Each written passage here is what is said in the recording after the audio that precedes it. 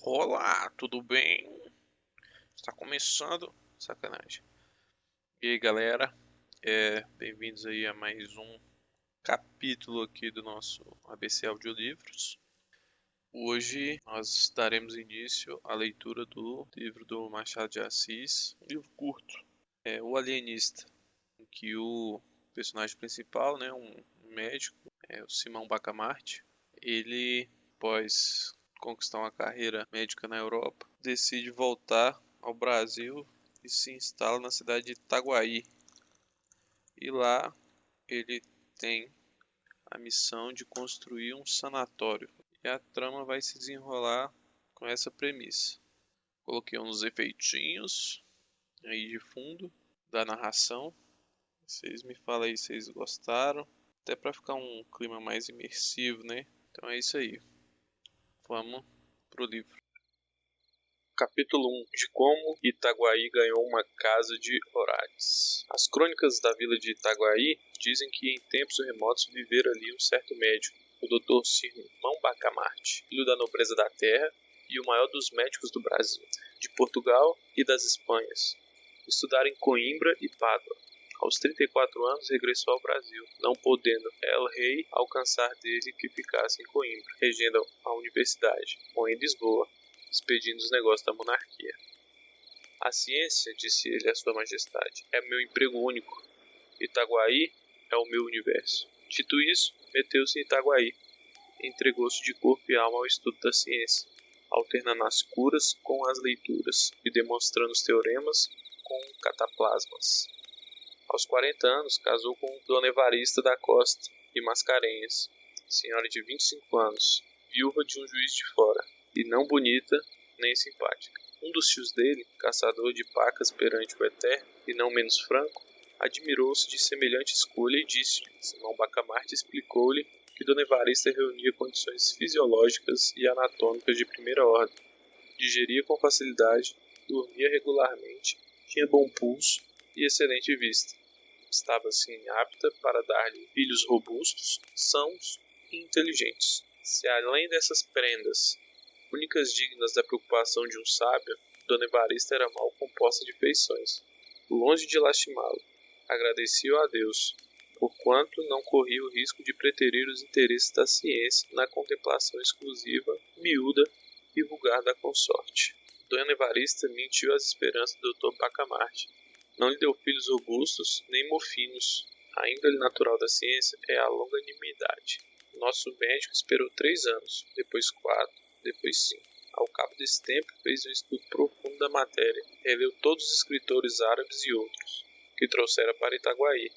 Enviou consultas às universidades italianas e alemãs e acabou por aconselhar a mulher a um regime alimentício especial. A ilustre dama, nutrida exclusivamente com a bela carne de porco de Itaguaí, não atendeu às admoestações do esposo. A sua resistência, explicável mas inqualificável, devemos à total extinção da dinastia dos Bacamartes. Mas a ciência tem um inefável dom de curar todas as mágoas. O nosso médico mergulhou inteiramente no estudo e na prática da medicina. Foi então que um dos recantos desta lhe chamou especialmente a atenção, o recanto psíquico, o exame de patologia cerebral. Não havia na colônia, e ainda no reino, uma só autoridade em semelhante matéria, mal explorada ou quase inexplorada. Simão Bacamarte compreendeu que a ciência lusitana, e particularmente a brasileira, podia cobrir-se de louros imarcessíveis, expressão usada por ele mesmo, mas em um arrobo de intimidade doméstica. Exteriormente era modesto, segundo convém aos sabedores. A saúde da alma, bradou ele, é a ocupação mais digna do médico. Do verdadeiro médico, emendou Crispim Soares, boticário da vila e um de seus amigos e comensais. A vereança de Itaguaí, entre outros pecados de que é arguida pelos cronistas, tinham o de não fazer caso dos dementes. Assim é que cada louco furioso era trancado em uma alcova, na própria casa, e não curado, mas descurado, até que a morte o vinha desfraudar do benefício da vida. Os mansos andavam à solta pela rua. Simão Bacamarte entendeu desde logo reformar tão ruim costume. pediu licença à Câmara para agasalhar e tratar do edifício que ia construir todos os loucos de Itaguaí e das demais vilas da cidade, mediante um estipêndio que a Câmara lhe daria quando a família do enfermo o não pudesse fazer. A proposta excitou a curiosidade de toda a vila e encontrou grande resistência. Tão certo é que dificilmente se desarraigam hábitos absurdos ou ainda maus. A ideia de meter loucos na mesma casa, vivendo em comum, pareceu em si mesmo sintoma de demência, e não faltou quem o insinuasse à própria mulher do médico. Olhe, Dona Evarista, disse o Padre Lopes, vigário do lugar.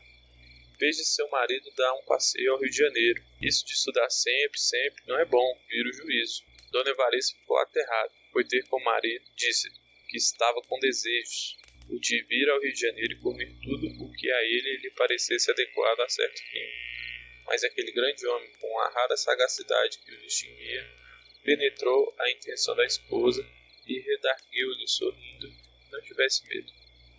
Dali foi à Câmara, onde os vereadores debatiam a proposta e defendeu-a com tanta eloquência que a maioria resolveu autorizá-la ao que pedia, voltando ao mesmo tempo um imposto destinado a subsidiar o tratamento, alojamento e mantimento dos doidos pobres. A matéria do imposto não foi fácil achá-lo. Tudo estava tributado em Itaguaí. Depois de longos estudos, assentou-se em permitir o uso de 2 pennachos nos cavalos dos enterros. Quem quisesse emplumar os cavalos de um coche mortuário pagaria 2 tostões à Câmara, repetindo-se tantas vezes nessa quantia quantas fossem as horas decorridas entre o falecimento e a da última bênção na sepultura. O escrivão perdeu-se nos cálculos aritméticos do rendimento possível da nova taxa, e um dos vereadores, que não acreditava na empresa do médico, pediu que se relevasse o escrivão de um trabalho inútil. Os cálculos não são precisos, disse ele, porque o Dr. Bacamarte não arranja nada. Quem é que viu agora meter todos os doidos dentro da mesma casa? Enganava-se o digno magistrado. O médico arranjou tudo. Uma vez empossado da licença, começou logo a construir a casa. Era na Rua Nova, a mais bela rua de Itaguaí naquele tempo. Tinha 50 janelas por lado, parte no centro e numerosos cubículos para os hóspedes. Como se fosse grande arabista, achou no Corão de que Maomé declara veneráveis os doidos, pela consideração de que Alá lhes tira o juízo para que não peque. A ideia pareceu-lhe bonita e profunda, e ele fez gravar no frontispício da casa, mas, como tinha medo do vigário e, por tabela, do bispo, atribuiu o pensamento a Benedito VIII, merecendo com essa fraude, aliás, pia, que o Padre Lopes lhe contasse ao almoço a vida daquele pontífice eminente. A Casa Verde foi o nome dado ao asilo, por alusão à cor das janelas, que pela primeira vez apareciam verdes em Itaguaí. Inaugurou-se com imensa pompa. De todas as vilas e povoações próximas e até remotas, e da própria cidade do Rio de Janeiro, correu gente para assistir às cerimônias, que duraram 7 dias. Muitos dementes já estavam recolhidos, e os parentes tiveram ocasião de ver o carinho paternal e a caridade cristã com que eles iam ser tratados. Dona Evarista, contentíssima com a glória do marido, vestiu-se luxuosamente, cobriu-se de joias, flores e sedas. Ela foi uma verdadeira rainha naqueles dias memoráveis. Ninguém deixou de ir visitá-la 2 e 3 vezes, apesar dos costumes caseiros e recatados do século, e não só a cortejavam, como a louvavam. Porquanto, e este fato é um documento altamente honroso para a sociedade do tempo, porquanto viam nela a feliz esposa de um alto espírito, de um varão ilustre, e se lhe tinham inveja, era a santa e nobre inveja dos admiradores. Ao cabo de 7 dias expiraram as festas públicas. Itaguaí tinha finalmente uma casa de horários. Capítulo 2. Torrentes de loucos. 3 dias depois, numa expansão íntima com o boticário Crispim Soares, desvendou o alienista o mistério do seu coração.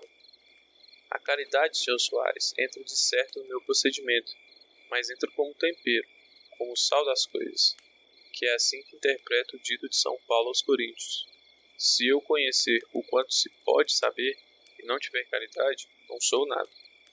O principal nesta minha obra da Casa Verde é estudar profundamente a loucura, os seus diversos graus, classificar-lhe os casos, descobrir enfim a causa do fenômeno e o remédio universal. Este é o mistério do meu coração. Creio que com isto presto um bom serviço à humanidade. Um excelente serviço, corrigiu o boticário. Sem este asilo, continuou o alienista, pouco poderia fazer. Ele dá-me, porém, muito maior campo aos meus estudos. Muito maior, acrescentou o outro. E tinha razão.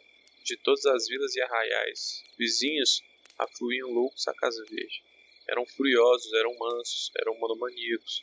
Era toda a família dos deserdados do espírito. Ao cabo de 4 meses, a Casa Verde era uma povoação. Não bastaram os primeiros cubículos. Mandou-se anexar uma galeria de mais 37. O padre Lopes confessou que não imaginariam a existência de tantos doidos no mundo, e menos ainda o inexplicável de alguns casos. Por exemplo, um rapaz bronco e vilão, que todos os dias depois do almoço fazia regularmente um discurso acadêmico ornado de tropos, de antíteses, de apóstrofes, com os seus recamos de grego e latim e suas borlas de Cícero, Apuleio e Tertuliano. O vigário não queria acabar de crer que um rapaz que ele vira 3 meses antes jogando peteca na rua. Não digo que não, respondia-lhe o alienista, mas a verdade é que a vossa reverendíssima está vendo. Isto é todos os dias. Quanto a mim, tornou o vigário, só se pode explicar pela confusão das línguas na Torre de Babel, segundo nos conta a Escritura. Provavelmente confundidas antigamente as línguas, é fácil trocá-las agora, desde que a razão não trabalhe. Essa pode ser com efeito a explicação divina do fenômeno, concordou o alienista, depois de refletir um instante. Mas não é impossível que haja também alguma razão humana, puramente científica, e disso trata. Vá que seja, e fico ansioso, realmente. Os loucos por amor eram 3 ou 4, mas só 2 espantavam pelo curioso do delírio. O primeiro, um falcão, rapaz de 25 anos, supunha-se estrela d'alva. Abria os braços e alargava as pernas, para dar-lhe certa feição de raios, e ficava assim horas esquecidas a perguntar se o sol já tinha saído para ele recolher-se. O outro andava sempre à roda das salas ou do pátio, ao longo dos corredores, à procura do fim do mundo. Era um desgraçado a que a mulher deixou por seguir um peralvilho. Mal descobrira a fuga, armou-se de uma garrucha e saiu-lhes no encalço. Achou-os 2 horas depois, ao pé de uma longa lagoa. Matou-os a ambos com um dos maiores requintes de crueldade. O ciúme satisfez, mas o vingado estava louco, e então começou aquela ânsia de ir ao fim do mundo à caca dos fugitivos. A mania das grandezas tinha exemplares notáveis. O mais notável era um pobre diabo, filho de um algibebe, que narrava às paredes, porque não olhava nunca para nenhuma pessoa. Toda a sua genealogia que era esta. Deus engendrou um ovo, o ovo engendrou a espada engendrou Davi engendrou a púrpura engendrou o duque engendrou o marquês engendrou o conde, que sou eu. Dava uma pancada na testa, um estalo com os dedos e repetia 5, 6 vezes seguidas. Deus engendrou um ovo, o ovo, e etc. Outro da mesma espécie era um escrivão, que se vendia por mordomo do rei. Outro era um boiadeiro de Minas, cuja mania era distribuir boiadas a toda a gente. Dava 300 cabeças a um, 600 a outro, 1.200 a outro, e não acabava mais.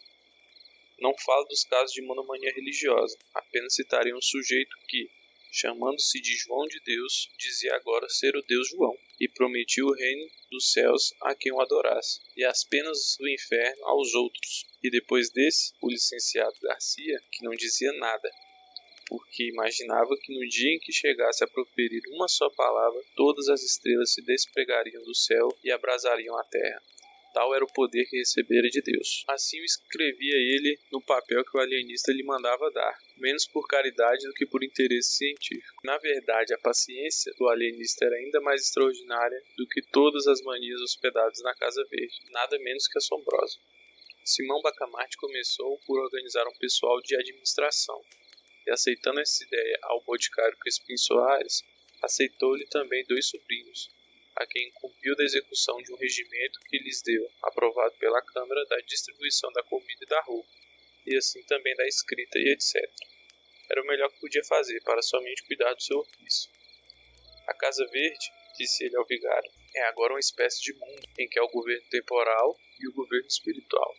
E o padre Lopes ria deste pio trocado, e acrescentava, com o único fim de dizer também uma chalaça: deixe estar, que hei de mandá-lo denunciar ao Papa. Uma vez exonerado da administração, o alienista procedeu a uma vasta classificação de seus enfermos. Dividiu-os primeiramente em duas classes principais, os furiosos e os mansos. Daí passou a subclasses, monomanias, delírios, alucinações diversas. Isso foi feito com um estudo aturado e contínuo. Analisava os hábitos de cada louco, as horas de acesso, as aversões, as simpatias, as palavras, os gestos, as tendências.